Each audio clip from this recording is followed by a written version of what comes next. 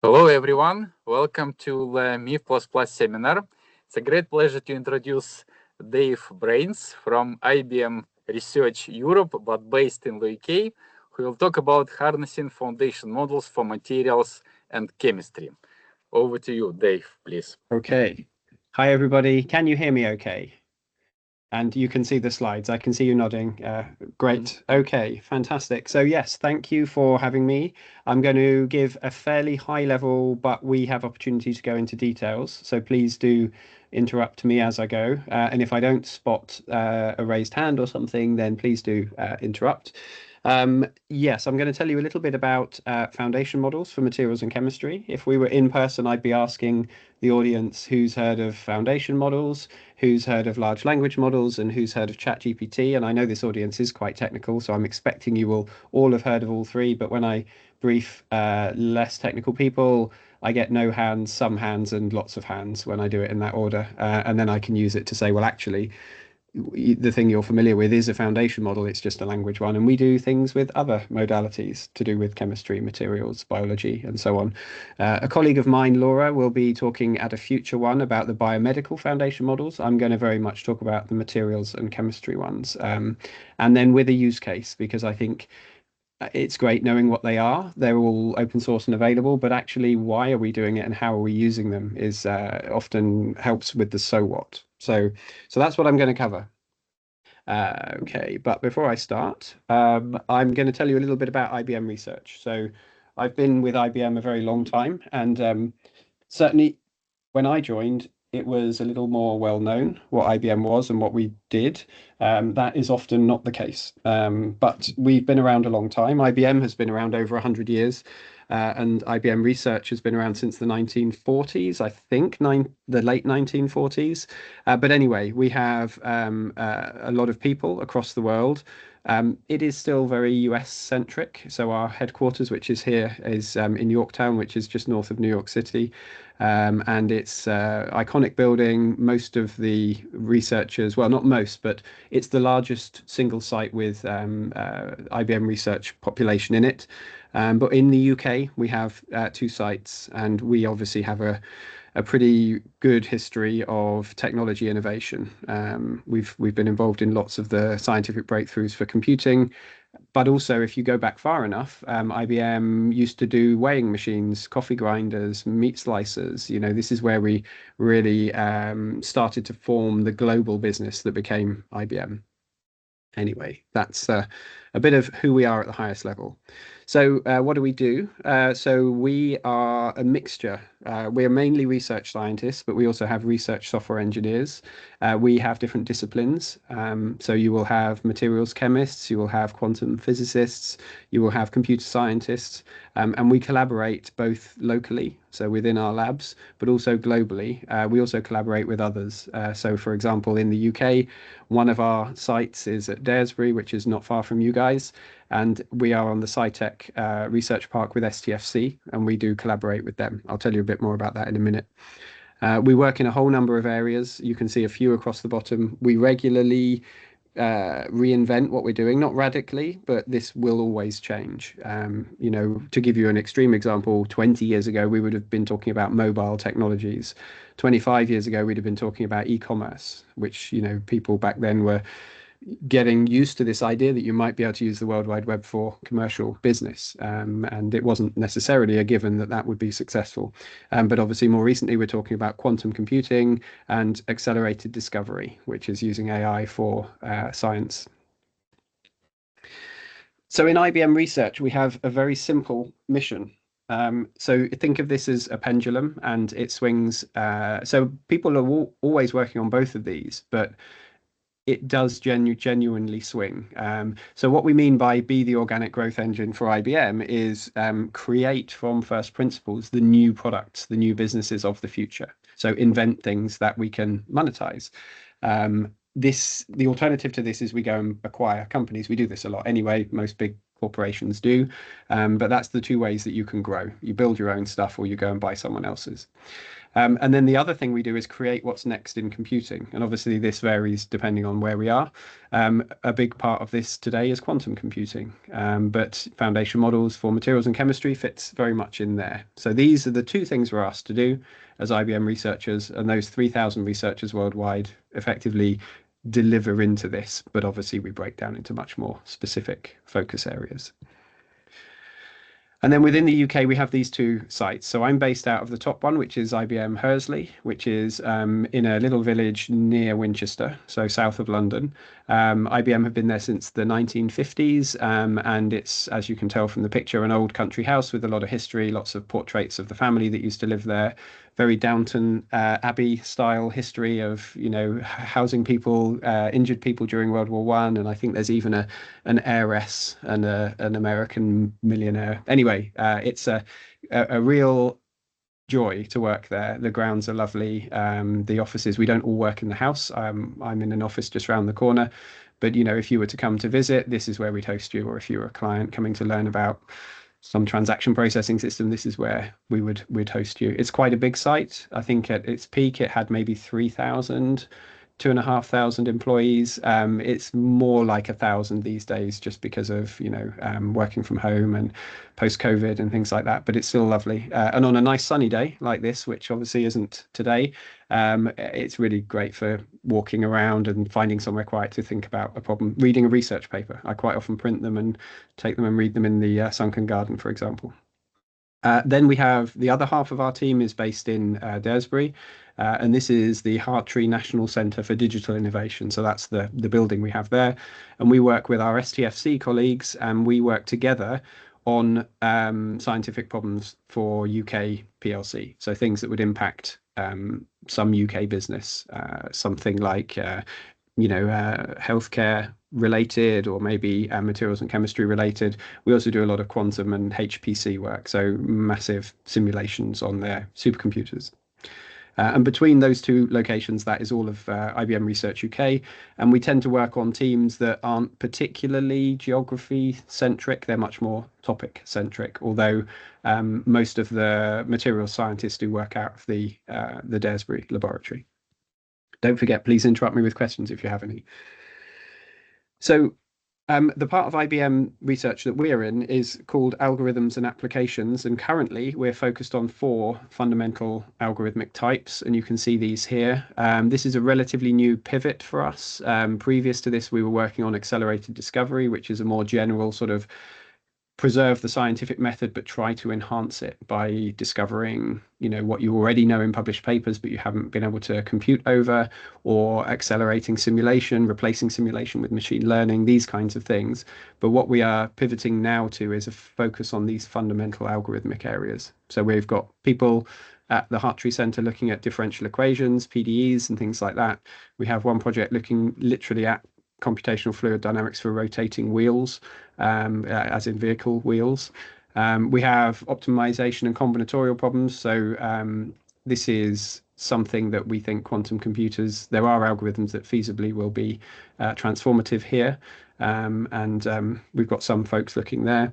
And then we've got linear algebra, eigenvalue problems, and probability and statistics, stochastic processes. So we're well covered on these, but actually the main thing that we try to do through the Hartree Centre with our colleagues at STFC is to deliver value for particular UK clients. So a project might use these, like the PDE project would use that technology, but actually the client would be interested in, can I reduce my simulation budget? Because we can use machine learning models to predict values for the space, and then we can do the high cost, high fidelity simulations for a subset of the space. For example, that would be a traditional use case.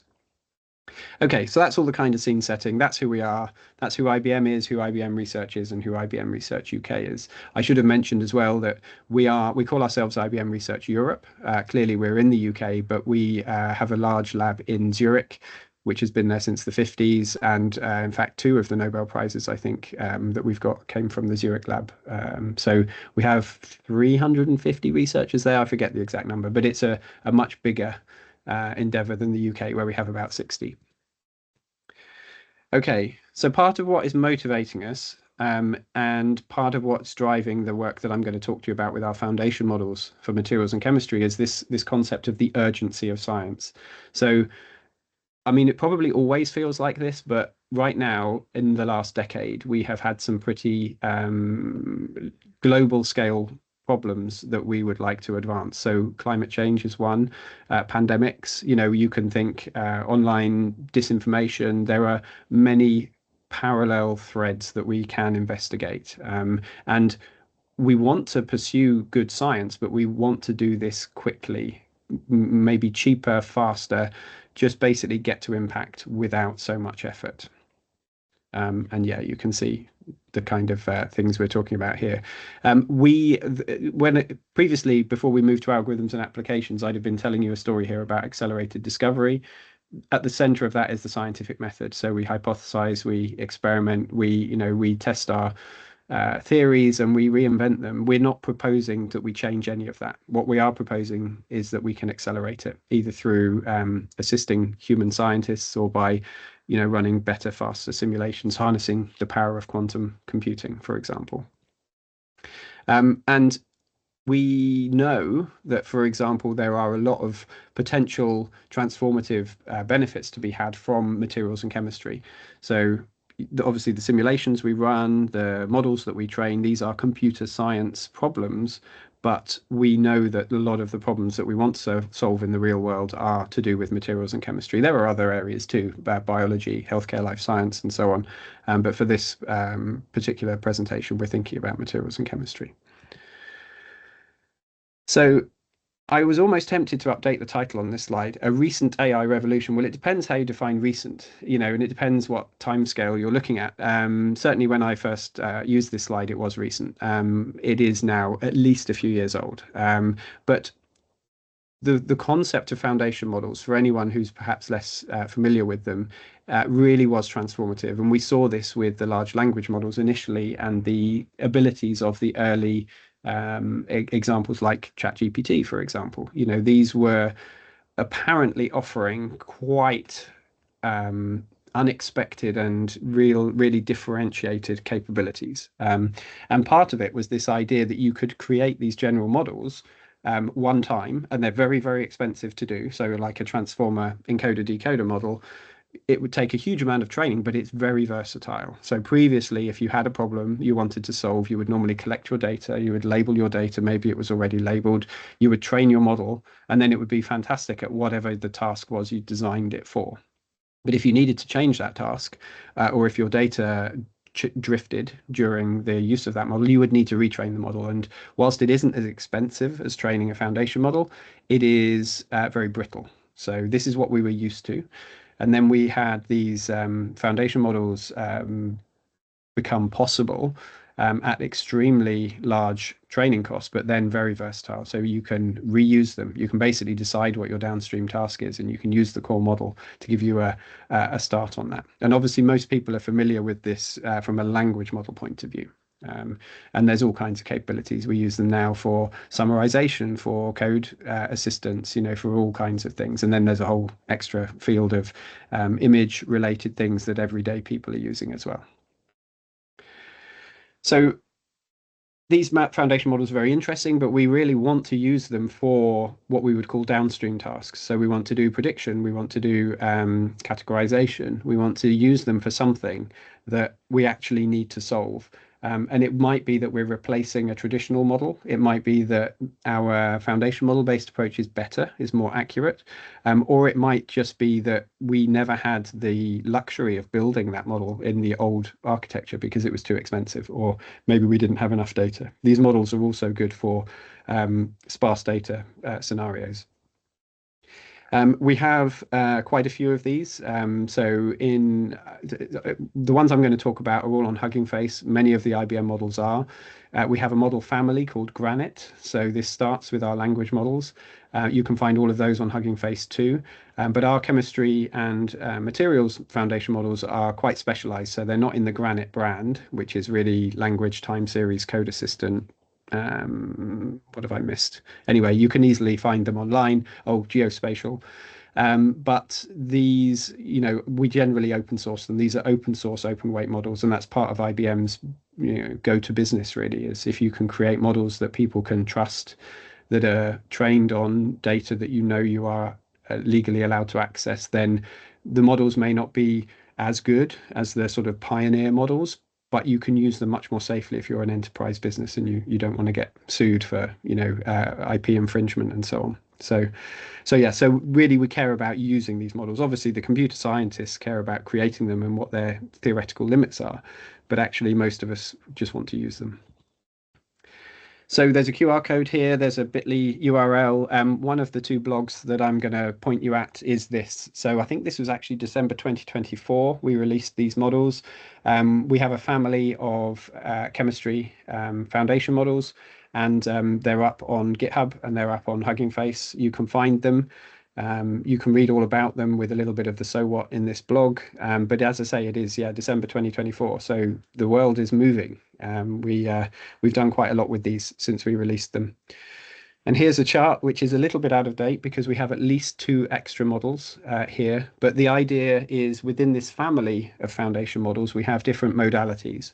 So I'm sure those of you on the call will be familiar with things like smiles and selfies. We have modalities for these. And what we have done is we've taken data from PubChem, for example, as you can see in the box here, and we've trained a transformer encoder decoder architecture. So it works just like language models. It will mask a part of this string and it will try to guess back what the mask is, and if when the model is correct it gets a reward, and you end up with effectively a large vector space of model weights, which you can then use not only for the smiles that you trained it on, and I think there are 91 million input small organic chemistry smiles from PubChem, but you can use it to predict other smiles that it's never seen before. So if you imagine you're kind of creating a landscape of mathematics, and if you enter that landscape somewhere, either with a smile you already knew about or a smile that can be computed as between two that you did, then you can use that landscape to do things. And that's kind of what is shown in this inner picture here. And we would use it for things like property prediction, structure generation, for depending on the model, spectrum prediction. So dye, we've got some stuff like looking at dyes, synthetic paths. So how can I create these candidates, and so on. And we have a whole number of use cases. And there's the link to the GitHub repo. These have been pretty successful. I think the first model was released in maybe June 2024, and the most recent one was released maybe November last year. But we've got over 1.5 million model downloads. As I say, they're all open source, open weight. There's plenty of notebooks where you can go and see different ways of using them. And a really common use case is you might have a requirement for, say, property prediction of hazardousness or lethality. As long as you have a little bit of data for that, then you can use the base model. You can take that base model structure with your small amount of actual data, and you can create a downstream model, a classifier, that would have a pretty good starting accuracy and performance compared to not having the model at all. But all the information's online. Let me just pause there. Has anybody got any questions? And it's totally fine. Any questions at this moment? Totally fine if you don't. I just thought I would give people at least a chance to jump in. Okay, right. Let me carry on. And please do, if you have questions in the future, just jump in. Dave, okay. Could I actually ask? So yes. You mentioned that you are reconstructing a hidden part of a smile string. Yes. Right. And predicting potentially new smile strings. Yes. Mm-hmm. So will we talk in more details about this particular method, or how did you check that new smile strings are physically realizable? Yes. So your question is a really good one, and there's so I'm not going to go in this talk into exact details of how we but there are publications. If you go to the GitHub, you can find the published papers for all of these. But there's a really interesting sort of philosophical question here, which is, there's two camps. There's the camp that says you should just use these foundation models, and whatever they give you, whatever output, you just take. Now that might be an invalid smile, it might be a smile you could never actually realize. But actually, and initially when I heard about these, I thought, well, that's just very naive. You're just going to get garbage coming out, and you might. But actually, because of the way these models work, it's a bit like language. How can you take a large language model that you just train on what you find on the internet, and then you ask it, you give it an input, and it gives you an output that actually is sensible? How can it do that? It's the same logic for smiles. But the other camp is the one that says, actually, you should have some process that validates the output smiles and uses simple domain knowledge to say, is this valid? And I think both are appropriate, but it is surprising how much you can just use the raw output of the core model, and just often it will give you useful things. So thank you. Your question also reminded me that I'd only talked about smiles. I should have mentioned we have other modalities. So we have, for example, graph neural networks. We have 3D positions. So this would be, a molecular what's the word I'm looking for? Space where atoms move around, and obviously that depends what the atom is, what the condition is. Is it liquid? Is it what's the temperature, and so on. We have sort of DFT type data as well, and we have just general text descriptions as well. So all of these are the modalities that we have in our models, and as I say, there are at least 2, if not 3 more, but you can go and find those. They were the ones released most recently. Okay. Question. May I ask, about the data you train these models on? So it's just you mentioned PubChem. Yes. Or so any other sources? Yeah. So for the smiles, Ted, it was PubChem. We had a selfies data source, which I would have to look up, and most of the others, the graphs and the 3D positions, was data that we generated ourselves using traditional simulations, and that's quite a common use case. You will run an expensive simulation, a DFT or whatever, to get data which you can then use to train a foundation model that might mean you can do less of the DFTs in the future if it's successful. Okay, thank you. Okay, thank you for the questions. It makes a big difference. So I will carry on. Okay, so we decided, so I think we released our first model in June 2024. We wrote the blog about the models in December 2024, and in about February 2025, we decided we wanted to put this together into some meaningful demonstration, and we were looking at sustainability. So we know that the modern world uses advanced chemistry, advanced materials, and the reason we do that is we get fantastic properties, but obviously they do come with some potential issues like environmental impacts and so on. And some of these we're discovering quite a long time after we started using the material. And our sort of key use case is PFAS. I'm assuming people will know what that is, but I'll give you a bit of an intro. So anyway, we care about sustainability. So as I say, these things, I mean, this affects almost everything in modern life, whether it's food or packaging or, silicon chip technology, coatings, all of these advanced materials occur regularly. And they occur in every industry. So this was also good for us in that part of being in IBM research, we're not building products. We can migrate to products. We can augment existing products, but often we're demonstrating capabilities, and we're looking to partner with people, people who are leading the field in some particular area. So the fact that it covers lots of these domains means that we are likely to resonate with more people. We're not just picking one industry. And we see this every day as normal people. This is, for example, a consumer goods label which has a whole load of stuff on it. Now, if you're sensitive or you've got particular allergies, you're probably going to know what you're looking for, but your average person is just going to be looking at a list of things they don't really understand. And the same with electronics. So, for example, you're not intended to read this, by the way. This is a snippet from what's called a safety data sheet. So this is the compounds that go into making a particular semiconductor component, and these have different levels of toxicity. And we tend to find that, when you have super toxic chemicals, you kind of know that, and you know how to handle them, and you don't do anything that isn't sensible because you're regulated, and this is obvious. It's the ones that are somewhat hazardous, or maybe they're hazardous in aggregate, that are the ones that we're really focused on here.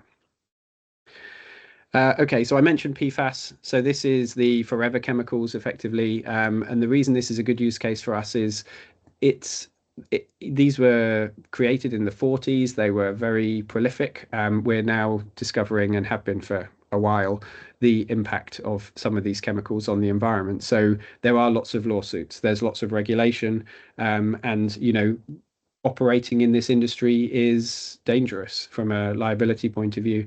And interestingly, we've seen cases where a particular industry player will decide they're not going to make a compound anymore. It's just they can't take the risk. That's fine, that's their business decision, but actually that's a component that's used by other people in other products, and therefore those become threatened. So we're really, this is a very rich environment for looking for mitigation strategies and substitution as well. So yeah, so there's lots of challenges here. So obviously I'm going to get back to those foundation models in a minute, but we're really trying to tell a story of, okay, you're some industry, in the UK, for example, you might be delivering product, but you are not aware of how the regulation landscape is moving. This is quite a common problem. So there's rapid growth, both in terms of the compounds themselves, but also the regulation that you need to keep track of. There is data, but you have the usual issue in that it might not be consistently formatted. There might be gaps. There commonly are gaps in these SDS safety datasheet files, and they're either gaps because they're genuinely unknown, or they are gaps because the producer can get away with it. They would rather not be explicit. And there are, plenty of cases like that. And then there's complexity, just traditional, even if you're doing this process manually, you have to track across different spreadsheets, you have to look things up. And we can just use fairly boring computer science techniques to help people here. And there's definitely a need for tools. So even the biggest players here, we've talked to quite a few of them, they have some parts of the solution, but they don't have the whole thing. So this was really motivating the kind of, can we embed these foundation models into a bigger workflow for sustainability? And then, so that's what we did. So in about February last year, we put forward a proposal to senior management saying, hey, we think we've got a good use case here. We should create this thing called Safer Materials Advisor. Now, this isn't a product you can buy. If you were to Google this, you would find a match, but it would be the blog that I'm going to show you on the next slide. So it's a story we're telling. It does work. We do run it. We have some video demos, but I've got a summary instead for this call. But what we're really looking for is to partner with people who have this problem to work out how we best fix it and if we've got any gaps. But we want to analyze documents, potentially tens of thousands of them.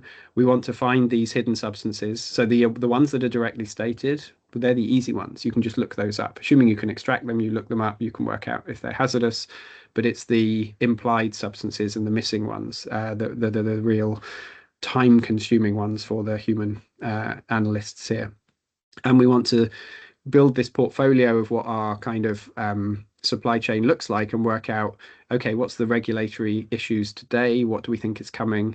And just how hazardous are these things? And, I'm sure you're not surprised to see that we are looking to harness things like large language models and agentic AI. Everybody's trying to do that at the moment. But actually, in this case, it does make sense. So this is the second blog that I mentioned. If you go to the QR code, you will see our story. This one came out in June last year, and we're looking at this Safer Materials Advisor with a use case of PFAS, but we deliberately didn't call it the PFAS Advisor because we can use this for anything that's based on materials and chemistry. But obviously, this is a sensible place to start, and you can read about it there. This isn't open source. We release our models as open source, but this is an incubator. So we're using this to try and engage with people but on a much more connected level than just high-level talks about, in theory, what could we do? And obviously, people can do this themselves. They can take those models and use them however they want. But that's up there if you are interested. We picked PFAS as the first use case because these products really are very important. Not just important as in people sell them, they make money from them, they do, but it's things like firefighting foam. So I've learned a lot about PFAS over the last year. There are certain materials that are used in aviation firefighting, which if you use them, the firefighters, when they stand on the ground will not catch fire because the PFAS has particular properties that are able to dampen the flames and the heat, which there is no known substitute for. So, you either use the PFAS, in which case you're going to save the lives of firefighters, or you don't use the PFAS and you're going to risk the lives of the firefighters, but the PFAS is not good for the environment, it's not good for humans, it's, there's all kinds of problems. It's not an easy decision to make. There are other cases in like medicine where there'll be medical devices that have PFAS in them, but actually if it's saving the patient's life, then it's a sort of an easier decision to make. But yeah, these have extreme material properties that are very hard to replace, which is why you will see them in those particular use cases. They were used early on in things like Teflon and Gore-Tex and so on. So these are more replaceable. And indeed, you will see, whole industries moving to more sustainable products.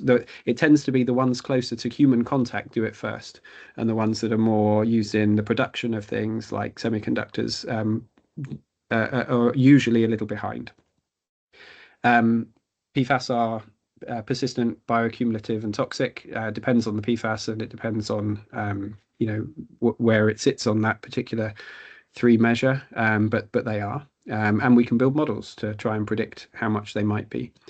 And they're regulated increasingly. Now, interestingly, right now in the US, there's obviously a bit of a deregulation phase going on, and we did indeed test whether the timing was right for pursuing this tool, but it's not just one country. This is everywhere, and you need to understand what your regulations are. The regulations are complex. They will be either an outright ban, or there'll be labeling requirements, or there'll be limits on what you can do, and they might vary by usage. So, for example, you might be regulated if you use this product for waterproofing in clothing, but if you use it for semiconductor manufacturing, maybe the regulation doesn't apply. So it's complicated, and this is why it's great for this tool. So we are trying to support 3 things. The first is identification. So consuming all those documents, trying to work out what compounds you have, and then running them against various models and simulations that we have to try and predict toxicity, and so on. Then we move to substitution. So, okay, I want to get rid of this particular one, and I'd like to do it with something that already exists that I can just buy. So here you would be looking to describe your material properties and then see if you can find known replacements. And obviously, even if you can, you need to then be comfortable that does it work in the temperature range that you're looking for. You really need to avoid these regrettable substitutions where you actually swap something out and it turns out to be worse, either for your product or for the environment. And then the final stage is discovery. So it's like substitution, except you don't think that there is an existing known compound. You do want to replace your bad compound, but you don't actually know how to do that. So you want to run simulations to identify candidate chemicals and then actually build those in a lab. And experiment for them for real. We have started with identification. We're starting to move to substitution. We have models that work here, but we haven't necessarily embedded them into the tool. And discovery is something, again, that the whole reason we created these models was to support this workflow. So there's plenty of publications that show how discovery can be supported, but we don't necessarily have that in the tool yet. So we have some unsurprising core technologies. So knowledge integration. So we've got lots of databases. We've got patent data. We've got PubChem data. We've got hazard data that exists. Obviously, we want to use that if we can either license it or if it's open source, we would build these large knowledge graphs to capture it all. We also train AI models, which is the foundation models, and these would be for things like predicting, LD50s, all kinds of things. I've got a slide in a minute that says what the models we have are, and we use these models when we don't have data. So, if we have data, obviously, if that's experimental data that's come from a lab, we would use that. If we don't have that, then sometimes you get simulated data, computed data, and other times you have no data, in which case we use our models for that. And we have built it into a user experience. We have a user interface. I've got some examples in a minute, and we have this agentic set of agents that you can dynamically interact with.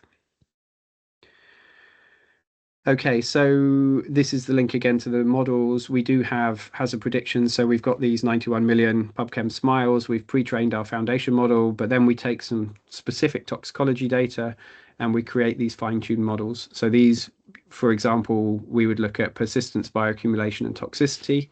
These are the three main measures for PFAS. But we also look at specific, like human toxicity. And this is really important because we might declare within this tool that something is not toxic or is low toxicity, but it is only for these three measures. It might be very toxic from a lungs point of view, but that's not, we don't have all of those models. We could have, but we don't. And we look at, for example, how soluble is it? Because these are material requirements that you're likely to have in terms of your product, what it is that you need it to do. And all of these models and all of this inference is in silico. So this is theoretical. This is computational, not in lab. But obviously you could close this loop by doing real lab experiments and then using the data to make your models better. That's the sort of closing the loop side of things. Okay, and then the hazard assessment. This is something where, this is almost traditional workflow stuff. You work with organizations. There's an NSA grant in the US that's looking at this, where you try to encapsulate the workflows that people do, and you try and embed those using these tools. So go run this simulation, work out the hazardousness. If it's above this, go down this path. If it's below that, go down that path. And then you can look at the PBT is normally what we're trying to compute here, the persistence, bioaccumulation, and toxicity. But these are just examples of how we've tried to embed these core models into basically workflows. So I said earlier that we want to try and avoid these regrettable substitutions. This is impossible in the sense that you don't necessarily know in advance what you will later regret. And if you did, there'd be so many dimensions to this. But you can, for example, look at like biodegradation, water half-life, air half-life. So these are log COA, log KOW. These are all things that we have models for. The models may or may not work in every case, but obviously we do baseline them and we know roughly how well they work. And this is the core of the sort of regrettable substitutions. If you come up with an alternative that's less hazardous and less toxic, you need to also make sure that it's not going to, hang around even if it's not particularly hazardous, because you do get that bioaccumulation issue. And then, the other thing, this is not something that I'm an expert in, but often these compounds that we might consider degrade, and they degrade in certain predefined ways, not necessarily universally, but you might in this case have 4 possible degradation paths. What do they look like? Are they toxic? For example, what if it catches fire? Obviously you don't intend for it to catch fire, but if it does catch fire, if the byproduct is extremely hazardous, then you don't want to use it. And this is all in the spirit of regrettable substitutions.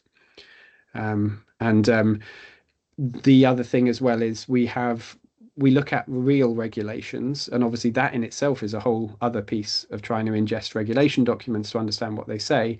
But there are also these NGO lists, so non-government organization lists of substances of concern from a environmental point of view that are not necessarily yet captured in legislation. So you can use these as a kind of early warning of what might be regulated next. Okay, so coming back to the models, so SMITED is our smiles-based transformer encoder decoder, which is one of the open source models I talked about earlier. And you can see here we've got a whole bunch of these fine-tuned models for different toxicities and bioaccumulation measures. We also have Watson-X. This is an IBM general brand. So if you Google Watson-X, you'll find this is our hosted online LLM inference or foundation model inference service. So we use Mistral models, we use Llama, and Granite, I mentioned earlier, is IBM's own model family. So we use them for things like determining PFAS likelihood, and doing the actual core parsing of those documents, trying to pull out the compounds. So we use all of these, and part of the use case, if you like, is putting these together in combinations that actually make sense.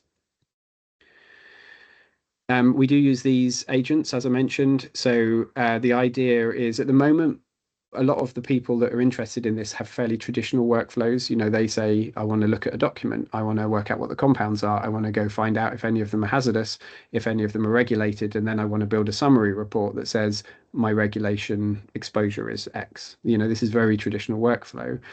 And we can support that, and we have a user interface for taking them through that. But actually what we want is all of these agents, all of these models to be available as fundamental capabilities.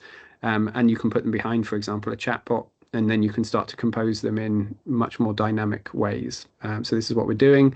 And we have a little architecture diagram from the project here where we show we have a very simple chat interface, and we have the user interface behind it. And you can use the chat interface to interact with any of these core models via this thing called MCP, which is a model context protocol. It's a way of agents exposing themselves into this environment. And you can, you know, dynamically put these together based on the prompt that you type. It's not magic. It doesn't work in all cases, and there is a lot to do here. But we also have some nice integration with the user interface. So you can, as well as asking it to do chemistry things, you can ask it to take you to the right page or run a particular simulation and then update the charts for you. So, and this is very much in the software engineering side, but these work really well together. Without the models, we've got nothing to build, but with only the models, sometimes people struggle to understand what the potential business value is. So, okay, and then there's a few screenshots. I didn't put a demo in because I just thought with the time and, you know, and so on, it can get a little bit overwhelming. So the first thing we want to do is identify and understand. So what you can see here is we've ingested one of these SDS files, and these are the compounds that we found in there. So this is stated in the file. I mean, this is not a hard task, but what we have is we have the document, we have a product, and we have 3 compounds, and we've then run those through our various models. So we know that in this case, we know all 3 of these. These are not unknown. 2 of them are PFAS, 1 is not, and they have a variety of hazards. And all of this is done automatically. We also ingest and flag. So this is really looking at, in our case, PFAS. So which ones of these are PFAS? In other words, which ones should I have a look at first? And obviously, this is a user interface. If you were consuming tens of thousands of these documents, you'd want some kind of summary report rather than an individual list for each case. You can see we do polymer identification as well, purely because monomer and polymer forms might or might not be regulated when it comes to PFAS. The regulations can be very precise. We want to investigate, and we want to allow the user to offer their opinion. We're not expecting the machine learning models to get this right all the time. And here's an example of an input file where you have obfuscated information. So basically, it doesn't actually occur like this in the real world, but it's a useful way of showing it. Normally what you have is you just have missing compounds. So when you add all the percentages up, you have a gap. And then you can use other things in the SDS file, like the hazard information. You can infer what those compounds might be, or at least what their properties are. And this is then showing you candidates that it's found in patent databases and other places that you can then go and choose as a likely candidate for what's missing. And people do this manually, by the way. This is the whole reason for building this, is to try and not replace people, but accelerate them so they can do it better and faster. So this is looking at hazard analysis. So we've got the authoritative lists, in other words, the regulations, the NGO lists, these less official ones that might indicate what is coming down the line. And then we've got persistence, bioaccumulation, and toxicity. And for every compound, we've got information about these. So for example, here we're showing this is a yellow alert compound, and it's saying what it is, what model it used, and how confident it is, for example, that the answer is right.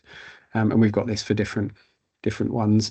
And this all does work. I mean, there are open questions about how accurate it is, but we have had some pretty good experiences with our IBM colleagues who have to do this as their job. So obviously we work in research, but we have people who have to do this for our own supply chain, and they do it manually at the moment, as does everybody. This is a little example of the chat-based interface. So here we're just saying why are things classified as PFAS? This is just a general knowledge question, but it is the beginning. It's the tip of a very big iceberg of the agentic integration. So this is a link back to that blog, the one about the Safer Materials Advisor. This is the work we did with our IBM. We call them Client Zero. So this is the IBM team that have this as their job. They process about 30,000 of these SDS files annually. And they used this tool alongside their manual process, and they estimated that it was saving them about 77% of the time. And they did a nice little analysis of the savings are much bigger when you have multi-compound files. When you only have one compound, it's maybe 20% saving. And this is in the blog, so you can read all about it there. But it's a nice validation point for us. And it's also good for when we then talk to other organizations that have the same problem. It's not just a bunch of scientists saying, you know, in theory, we think we might be able to help. We've got actual numbers from our own colleagues. And then, yeah, this is really interesting. So we had a highlight for this project was that we managed to win an internal prize. So we have this Sustainability Innovation Prize, which we won in September last year. And part of the reason we won it is that they see this as like the beginning of a much bigger story. So the sustainability group within IBM, obviously we are a very big company. We have 300,000 or so employees. We need to be sustainable in what we do, but we also know that by being sustainable and having a sustainability story, we unlock opportunities that you wouldn't have if you didn't have that story. So, you know, you get things like consumer trust and brand loyalty. That's not so big for IBM because we tend to work with enterprise rather than end users. But, you know, if you think of an end user brand, Apple, for example, you know, the ability for people to think and believe that they're ethically sourcing their, you know, products is very important, and vice versa. You often get better financing if you are able to demonstrate this, depending on the market. You can drive innovation if you're actually in the materials industry. Then, you know, you can identify new materials and then you can market them and drive your own revenue that way. So there's all kinds of things that this kind of capability can support that are not just the materials themselves. And yeah, it was a nice story because we submitted it in about June, around about the time the blog was written, and then we won it, which was fantastic. And the prize was that a few of us got to go and ring the closing bell on the New York Stock Exchange, which is like the most off-topic prize I think I've ever heard, but it was really good, and it was all about sustainability. And we're continuing this in 2026. We're hoping to bring more models in, and we're moving, as I say, from identification into sustainability and discovery as we go. So this is just the final slide. So as we move into substitution, we're going to be using these kinds of technologies. So the domain foundation models are definitely going to feature. We're going to do what we already do, but we're going to do more matching up with knowledge that we've gathered from other sources. Patent data is a great example here. And of course, it's open source as well, so you can fairly easily access it. Persistence, bioaccumulation, and toxicity, biodegradability, sorry, in this case, we do have models already for this, and we think we can improve them. We might even open source these. We tend to only open source our core models at the moment, but if we have, you know, high value derivative models that we think are useful, we might consider open sourcing those. And obviously they'd come with caveats of, you know, you can't guarantee their performance, but it's a starting point, and so on. So, you know, risk assessment is really the first substitution. If you're going to come up with a new compound, you want to be pretty certain that it's not going to have other issues that your replacement that are going to be at least as bad as your replacement. And that's kind of it. So foundation models and a sustainability use case. I know that was quite high level, but there's plenty of publications and the models are available if you're interested. Thank you very much, Dave. Please thank Dave for the beautiful presentation, physically, virtually. And now I'll stop the recording.